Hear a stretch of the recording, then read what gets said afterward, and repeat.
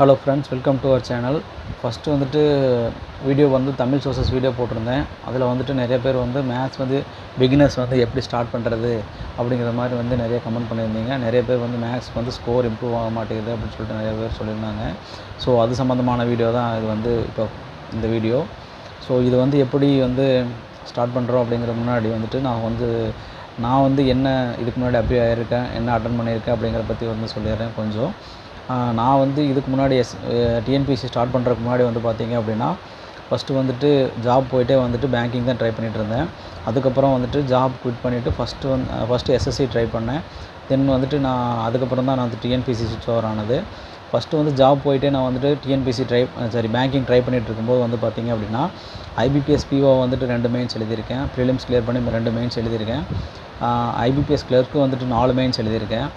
RRB PO and RRB clerk வந்துட்டு prelims clear பண்ணி ஒரு மெயின்ஸ் ரெண்டுலேயுமே ஒவ்வொரு மெயின்ஸ் எழுதியிருக்கேன்.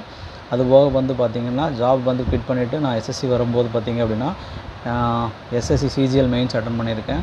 அதுதான் வந்து நான் ஃபுல் டைமாக வந்து ப்ரிப்பேர் பண்ணி மெயின்ஸ் அட்டன் பண்ணது. அதில் வந்துட்டு கிளியர் பண்ண முடியல. நெக்ஸ்ட்டு வந்துட்டு தான் டிஎன்பிஎஸ்சிக்கு வந்தேன். ஸோ இப்போ வந்துட்டு நம்ம எப்படி வந்துட்டு நம்மளோட மேத்ஸ் வந்து ப்ரிப்பரேஷன் வந்து ஸ்டார்ட் பண்ணலாம் அப்படிங்கிறத பற்றிட்டு நான் சொல்கிறேன். ஃபஸ்ட்டு வந்து பிகினர்ஸாக இருக்கவங்க வந்துட்டு ஃபஸ்ட்டு வந்து என்னென்ன வந்து மேத்ஸோட டாபிக்ஸ் இருக்குது அப்படிங்கிறத வந்து நீங்கள் தெரிஞ்சுக்கணும். ஸோ அதுக்கு மேபி வந்து நீங்கள் வந்து ஆர்எஸ் அகர்வால் புக்கில் இருக்கிற இண்டெக்ஸ் பேஜ் இருக்குங்களா, அதில் வந்து மேத்ஸோட டாபிக்ஸ் கொடுத்துருப்பாங்க. அதை வந்து நீங்கள் ரெஃபர் பண்ணிக்கலாம். அப்படி இல்லை அப்படின்னா ஸ்கூல் புக், நம்ம ஸ்டேட் போர்டோட ஸ்கூல் புக்ஸ் வந்துட்டு நீட்டாக வந்து 6th to 10th வரைக்கும் வந்துட்டு நீங்கள் அப்படியே டாபிக் வைஸ் கவர் பண்ணி கொண்டு போயிருப்பாங்க. அதில் வந்து ஃபஸ்ட்டு வந்து பார்த்திங்க அப்படின்னா எப்போவுமே வந்து நம்பர் சிஸ்டம்ஸ் எடுப்பாங்க. நம்பர் சிஸ்டத்துலேருந்து ஆரம்பித்து HF, LCM, then decimal fraction, square cubes, simplification, ratio and proportion, இந்த மாதிரி வந்துட்டு அதுக்கப்புறம் தான் பர்சன்டேஜுக்கு அப்புறம் சிம்பிள் இன்ட்ரெஸ்ட், காம்பவுண்ட் இன்ட்ரெஸ்ட், அதுக்கப்புறம் ப்ராஃபிட் அண்ட் லாஸ், அப்படி தான் லைனாக போகணும். இதுதான் வந்துட்டு கரெக்டான உங்களுக்கு ஆர்டராக வரும். ஸோ இந்த மாதிரி ஆர்டர் வைஸ் நீங்கள் வந்து ப்ரிப்பேர் பண்ணால் தான் உங்களுக்கு வந்துட்டு மேத்ஸை வந்துட்டு நீங்கள் கரெக்டான ப்ராப்பரான ஒரு இதில் போக முடியும். நீங்கள் எடுத்த உடனே வந்துட்டு நீங்கள் பர்சன்டேஜுக்கு முன்னாடியே வந்துட்டு நீங்கள் காம்பவுண்ட் இன்ட்ரெஸ்ட், சிம்பிள் இன்ட்ரெஸ்ட் வர்றது, அதுக்கப்புறம் வந்து நீங்கள் சிம்பிளிஃபிகேஷன் போகிறது, இப்படி போனீங்க அப்படின்னா அது ப்ராப்பரான வே கிடையாது. நெக்ஸ்ட்டு வந்துட்டு இது வந்து பார்த்திங்க அப்படின்னா நிறைய பேர் வந்து ஆர்எஸ் அகர்வால் புக்கை பார்த்தே ப்ரிப்பேர் பண்ணலாமா, வேறு ஏதாச்சும் புக் சோர்சஸ் இருக்கா அப்படின்னு சொல்லி கேட்குறீங்க. ஆர்எஸ் அகர்வால் புக்கும் ப்ரிப்பேர் பண்ணலாம், எந்த மிஸ்டேக்கும் கிடையாது. உங்களுக்கு வந்து என்ன ஒரு ப்ராப்ளம் வராது. ஆர்எஸ் அகர்வால் வந்து ரொம்ப பேசிக்காக இருக்கும். அதாவது வந்து ப்ராப்பரான ஃபார்முலா மெத்தடில் கொடுத்துருப்பாங்க. நீங்கள் அதை அண்டர்ஸ்டாண்ட் பண்ணிக்கணும். அண்டர்ஸ்டாண்ட் பண்ணிவிட்டு வந்துட்டு நீங்கள் வந்துட்டு அதுக்கப்புறம் வந்து இருக்கிற அட்வான்ஸ் மெத்தட்ஸ் எப்படி சால்வ் பண்ணலாம் அப்படிங்கிறத வந்து நீங்கள் ஃபஸ்ட்டு அண்டர்ஸ்டாண்ட் பண்ணிவிட்டு அதுக்கப்புறம் தான் நீங்கள் வந்து ஷார்ட்கட்குள்ளே வரணும். நிறைய பேர் வந்து ஷார்ட்கட்டே ஃபஸ்ட்டு கேட்டுட்ருக்காங்க. ஷார்ட்கட் வந்து அதை விட ஷார்ட்கட்டுக்கு வந்து நீங்கள் ஃபஸ்ட்டு ஹார்ட் ஒர்க் பண்ணணும். அதுக்கப்புறம் தான் உங்களுக்கு ஷார்ட்கட் கிடைக்கும். நீங்கள் ஃபஸ்ட்டு எடுத்த உடனே ஷார்ட்கட் தேடினீங்க அப்படின்னா அந்த பேசிக் அண்டர்ஸ்டாண்டிங் போயிடும். உங்களால் வந்து கொஸ்டின் அண்டர்ஸ்டாண்ட் பண்ண முடியாது. நீங்கள் அது வந்து கரெக்டான வந்து கொஸ்டின்ஸுக்கு வந்து நீங்கள் ஆன்சர் பண்ணவே முடியாது. உங்களுக்கு எப்படி சால்வ் பண்ணணும் அப்படிங்கிற மெத்தடே உங்களுக்கு தெரியாமல் போயிடும். நம்மளோட ஸ்கூல் புக்ஸில் வந்து எல்லாமே பேசிக் வந்து கொடுத்துருப்பாங்க. ஸோ அந்த பேசிக் 6th நீங்கள் 10th வரைக்கும் நீங்கள் போகும்போது அதுக்கான அண்டர்ஸ்டாண்டிங் வந்து உங்களுக்கு கரெக்டாக இருக்கும். ஸோ அதை வந்து நீங்கள் ப்ராப்பராக லேர்ன் பண்ணிங்க அப்படின்னா நீங்கள் ஸ்டாண்டர்ட் வந்து இன்க்ரீஸ் ஆக அதுக்கான கொஸ்டின்ஸ் வந்து எவ்வளோ டஃப்னஸாக வந்தாலும் நீங்கள் அதை சால்வ் பண்ண முடியும், ஈஸியாக பண்ண முடியும். ஸோ வந்து ஸ்கூல் புக்ஸை நீங்கள் ஃபஸ்ட்டு வந்து சால்வ் பண்ண பழகிட்டீங்க அப்படின்னாலும் போதும். இல்லை அப்படின்னா நீங்கள் ஏதோ ஒரு ஆத்தர் புக் எடுக்கிறீங்க அப்படின்னா நீங்கள் அதை ப்ராப்பராக வந்துட்டு நீங்கள் ஃபஸ்ட்டு பாருங்கள். அதை விட முக்கியமானது என்ன அப்படின்னா, நீங்கள் வந்து ஷார்ட்கட்ஸ் வந்து நீங்கள் ட்ரை பண்ணுறத விட ஷார்ட்கட்டை விட நீங்கள் வந்து ஃபஸ்ட்டு ட்ரை பண்ணக்கூடியது வந்து என்னென்னா, ரொம்ப ஹார்ட் ஒர்க் பண்ணி தான் நீங்கள் அந்த ஷார்ட்கட்டுக்குள்ளே வரணும். அதுக்காக எடுத்த உடனே நீங்கள் ஷார்ட்கட்ஸ் கற்றுக்கிட்டு வந்துட்டு நீங்கள் ட்ரை பண்ணீங்க அப்படின்னா உங்களோட கொஸ்டின்ஸை அண்டர்ஸ்டாண்ட் பண்ண முடியாது, உங்களுக்கு ஆன்சரே பண்ண முடியாது. ஸ்கூல் புக்ஸை வந்து நீங்கள் ப்ராப்பராக ட்ரை பண்ணுங்கள். இல்லைனா நீங்கள் வந்து ஏதாவது சோர்ஸ் புக், ஆத்தர் புக் எதாக இருந்தாலும் ட்ரை பண்ணுங்கள். நான் வந்துட்டு ஃபஸ்ட்டு வந்து என்ன சொல்ல வரேன்னா அப்படின்னா, ஃபஸ்ட்டு வந்துட்டு நீங்கள் ப்ராப்பராக தெரிஞ்சுக்க வேண்டியது வந்து numbers, then prime numbers, tables, prime square cubes, divisibility rules, அப்புறம் வந்து ப்ரைம் நம்பர் டேபிள்ஸை வந்து நீங்கள் ஃபஸ்ட்டு ப்ராப்பராக லேர்ன் பண்ணிக்கணும். இதுதான் வந்து நீங்கள் உண்மையிலே வந்து உங்களுக்கு ரொம்ப ஹெல்ப்ஃபுல்லாக இருக்கும். ப்ரைம் நம்பர் டேபிள்ஸை நீங்கள் வந்து ரொம்ப மனப்பாடம் பண்ணி வச்சுருந்தீங்க அப்படின்னா உங்களுக்கு எவ்வளோ கஷ்டமான கொஸ்டினாக இருந்தாலும் உங்களுக்கு கேன்சலேஷனில் வந்து எங்கேயாவது ஒரு இடத்துல ஸ்ட்ரக் ஆகும்போது அது கண்டிப்பாக ப்ரைம் நம்பராக தான் இருக்கும். அதில் அந்த ப்ரைம் நம்பரில் நீங்கள் டிவைட் பண்ணிங்கன்னா கண்டிப்பாக உங்களுக்கு ஆன்சர் கிடைக்கும். ஸோ ப்ரைம் நம்பர் வந்து ரொம்ப இம்பார்ட்டண்ட். அதை வந்து நீங்கள் ஃபஸ்ட்டு ப்ராப்பராக லேர்ன் பண்ணணும். டாபிக் வைஸ் நீங்கள் ப்ரிப்பேர் பண்ணுறது அப்படின்னா நீங்கள் யூடியூப் ரெஃபர் பண்ணி கூட ப்ரிப்பேர் பண்ணலாம்.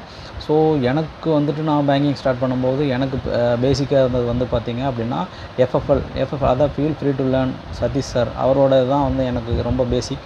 அவர் வந்து ப்ராப்பராக வந்து ரொம்ப ஸ்கூல் குழந்தைகளுக்கு எடுக்கிற மாதிரி எடுப்பார். ஸோ அந்த சேனல் நீங்கள் ரெஃபர் பண்ணீங்க அப்படின்னா உங்களுக்கு ரொம்ப யூஸ்ஃபுல்லாக இருக்கும். அதில் வந்து நீங்கள் நோட்ஸ் எடுத்து வச்சுக்கலாம். இல்லை அப்படின்னா நீங்கள் டிஎன் கெரியர் சர்வீஸ் அப்படின்னு சொல்லிட்டு ஒரு யூடியூப் சேனல் இருக்குது. அதில் நீங்கள் ரெஃபர் பண்ணி நீங்கள் நோட்ஸ் எடுத்து வச்சுக்கலாம். அப்படி இல்லைனா எனக்கு ஸ்கூல் புக்ஸில் இருக்க சம்ஸ் எல்லாம் நான் சால்வ் பண்ணணும், எனக்கு தெரியல, இது எப்படி பண்ணணும் அப்படிங்கிறது எனக்கு புரியலை அப்படின்னா நீங்கள் வந்து ரூபி தெரசான்னு சொல்லிட்டு ஒரு டீச்சர் இருக்காங்க. அவங்க வந்து யூடியூப் சேனல் வச்சுருக்காங்க. கவர்மெண்ட் ஸ்கூல் டீச்சர் தான். அவங்களோட சேனல் ரெஃபர் பண்ணுங்கள். அது உண்மையிலே உங்களுக்கு ஹெல்ப்ஃபுல்லாக இருக்கும். அவங்க வந்து சூப்பராக எடுத்திருப்பாங்க. குழந்தைகள் வச்சு எடுத்திருப்பாங்க. அது ப்ராப்பராகவும் உங்களுக்கு கைட் பண்ணுவாங்க. உண்மையிலே அது ரொம்ப யூஸ்ஃபுல்லாகவே இருக்கும். டிஎன்பிஎஸ்சி ப்ரிலிம்ஸில் கேட்கக்கூடிய 25 கொஷின்ஸுக்கான நீங்கள் சால்வ் பண்ணுற டைம் வந்து பார்த்திங்க அப்படின்னா ஒரு 40 மினிட்ஸ் இருக்கலாம். இல்லை அதுக்கு கம்மியாக இருக்கிறதா ரொம்ப நல்லது. நீங்கள் வந்து 1 ஹவர் அல்லது அதுக்கு மேலே நீங்கள் எடுத்துக்கிட்டீங்க அப்படின்னா உங்களுக்கு வந்து தமிழுக்கான டைமோ அல்லது ஜிஎஸ்ஸுக்கான டைமோ ரொம்ப கம்மியாகிடும். உங்களுக்கு வந்து ஸ்கோர் பண்ணுறது ரொம்ப ரொம்ப கஷ்டமாக இருக்கும். ஸோ எல்லா சம்ஸையும் வந்து எல்லாருமே சால்வ் பண்ணுவாங்க. அதுக்கு வந்து ரொம்ப டைம் எடுத்துக்குவாங்க. ஸோ அந்த டைமெல்லாம் வந்துட்டு எக்ஸாம் டைம் அவங்க கொடுக்குறது 3 ஹவர்ஸ். அந்த 3 ஹவர்ஸில் உங்களை எவ்வளோ சீக்கிரம் வந்து நீங்கள் மேக்ஸை சால்வ் பண்ணுறீங்களோ அவ்வளோ சீக்கிரம் சால்வ் பண்ணால் தான் வந்து நீங்கள் மற்ற செக்ஷன்ஸ்க்கு டைம் கொடுத்து நீங்கள் ஸ்கோரை இம்ப்ரூவ் பண்ண முடியும். மேபி வந்துட்டு நான் வந்துட்டு எப்போவுமே மேத்ஸ் வந்து ஃபஸ்ட்டு தான் சால்வ் பண்ணுவேன். ஃபஸ்ட்டு சால்வ் பண்ணி மேக்ஸிமம் வந்துட்டு ஒரு 20 கொஷின்ஸ் பக்கம் ரெடி பண்ணிடலாம். இல்லை 22 அந்த மாதிரி கூட போட்டுடலாம். ரொம்ப கஷ்டமாக கேட்டிருந்தாங்க அப்படின்னா ஒரு மினிமம் ஒரு 18ஆவது சால்வ் பண்ணுற அளவுக்கு நம்ம ப்ரிப்பரேஷன் இருக்கணும்.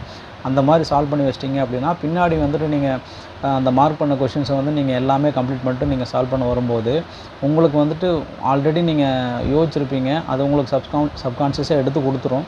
அந்த ஆன்சர்ஸ் நீங்கள் பின்னாடி ஈஸியாகவே சால்வ் பண்ணலாம்.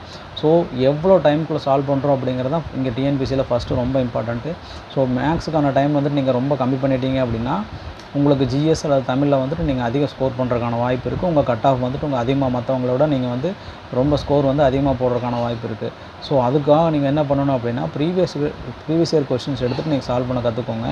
ஒவ்வொரு கொஷினில் வந்துட்டு ஒரு 25 கொஷின்ஸ் எடுத்துக்கினா அதுக்காக ஒரு ப்ராப்பராக நோட் போட்டு நீங்கள் அந்த 25 கொஷின்ஸ் நீங்கள் சால்வ் பண்ணி அந்த நோட்ஸை வச்சுக்கோங்க. ஒவ்வொரு எக்ஸாமும் வர நீங்கள் ஃபாலோ பண்ணிகிட்டே வாங்க. மினிமம் வந்துட்டு நீங்கள் ஒரு அட்லீஸ்ட் வந்து ஒரு 2 இயர்ஸ்க்கான கொஷின்ஸை வந்து சால்வ் பண்ணி வச்சுக்கோங்க. லேட்டஸ்ட்டாக இருக்கிற இப்போ 25னா 2025 அப்படின்னா 25ல் இருக்கிற கொஷின்ஸ் பூரா நீங்கள் சால்வ் பண்ணி வச்சுருந்தீங்கன்னா தான் மட்டும் அப்போ தான் உங்களுக்கு லேட்டஸ்ட் ட்ரெண்ட் என்ன அப்படின்னு தெரியும். அந்த ட்ரெண்டில் என்ன கொஷின் எடுக்கிறாங்க அப்படிங்கிறத தெரிஞ்சுட்டு நீங்கள் அதுக்கு தகுந்த மாதிரி உங்களோட ப்ரிப்பரேஷன்ஸ் கொண்டு போக முடியும். ஸோ இதுதான் வந்து ரொம்ப பேசிக். நீங்கள் அது போக வந்து பார்த்திங்க அப்படின்னா எஸ்எஸ்சியோட ப்ரீவியஸ் இயர் கொஷின்ஸ் வந்து டிஃப்ரெண்ட்டாக இருக்கிறதோ இல்லை பேசிக்காக இருக்கிறதோ உங்களுக்கு வந்து கொஞ்சம் டவுட்டாக இருக்கிறது ப்ளஸ் எதாக இருந்தாலும் வந்துட்டு உங்களுக்கு கிடைக்கிற எஸ்எஸ்சி கொஷின்ஸை சால்வ் பண்ண கற்றுக்கோங்க. ஸோ அதுலேருந்து தான் வந்து இப்போ டிஎன்பிசி வர வந்து எல்லா கொஷின்ஸும் அதுலேருந்து எடுக்கிறாங்க. மேபி அது எஸ்எஸ்சி ஜிடியாக இருக்கலாம், எஸ்எஸ்சி சிஜிலாம் இருக்கலாம், இல்லை சிஹெச்எஸ்லாம் இருக்கலாம், இல்லை வேறு ஏதோ சிபிஓ எக்ஸாமாக இருக்கலாம். இந்த மாதிரி ஏதோ ஒரு இதுலேருந்து வந்துட்டு பேசிக்கான கொஷின்ஸ் எடுத்துகிட்டு நமக்கு வந்துட்டு டிஎன்பிசியில் கொஷின் வைக்கிறாங்க. ஸோ அது வந்து ரொம்ப ரொம்ப இம்பார்ட்டண்ட்டு. நீங்கள் வந்து அதையும் சால்வ் பண்ண கற்றுக்கோங்க. நெக்ஸ்ட் வீடியோவில் வந்துட்டு நான் உங்களுக்கு ரீசனிங் பற்றி உங்களுக்கு எப்படி ப்ரிப்பேர் பண்ணுறது அப்படிங்கிறத பற்றி சொல்கிறேன். தென் வந்து என்னோடய நோட்ஸ் வந்துட்டு எப்படி எடுத்திருக்கேன், அந்த டாபிக் வைஸ் எப்படி எடுத்திருக்கேன், ப்ளஸ் ஏதாவது வந்து ப்ரீவியஸ் இயர் கொஷின்ஸ் வந்து எப்படி எடுக்கணும் அப்படிங்கிறத பற்றி நான் நோட்ஸ் வந்து உங்களுக்கு காட்டுறேன். உங்களுக்கு வேறு ஏதாவது டவுட் இருந்துச்சுன்னா அதை வந்து கமெண்ட்ஸில் சொல்லுங்கள். நான் உங்களுக்கு கண்டிப்பாக வீடியோவாக கொடுக்குறேன்.